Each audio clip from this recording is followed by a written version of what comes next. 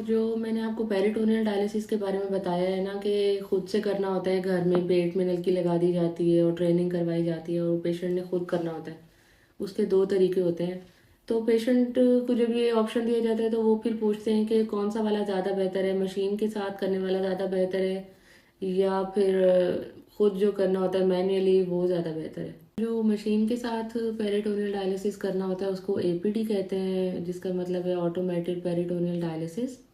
اے P D میں کیا ہوتا ہے کہ جلدی ڈائلیسس ہو جاتا ہے، جس کی وجہ سے پروٹین لاس زیادہ نہیں ہوتا پیریٹونیل کیویٹی میں سے اور میل نیوٹریشن نہیں ہوتی۔ تو جو ہائی ٹرانسپورٹرز ہیں یا جن میں سگنیفیکنٹ پروٹین لاس ہو رہا ہوتا ہے ان میں اے پی ڈی بہتر رہتا ہے جو مشین کے ساتھ ہوتا ہے۔ لوگ جنہوں نے دن میں جاب کرنی ہوتی ہے اگر وہ رات کو ناکٹرنل انٹرمیٹنٹ پیریٹونیل ڈائلیسس کرنا چاہیں تو ان کے لیے بھی مشین والا بہتر ہے۔ اور جو بار بار فلوئڈ اوور لوڈ میں جا رہے ہیں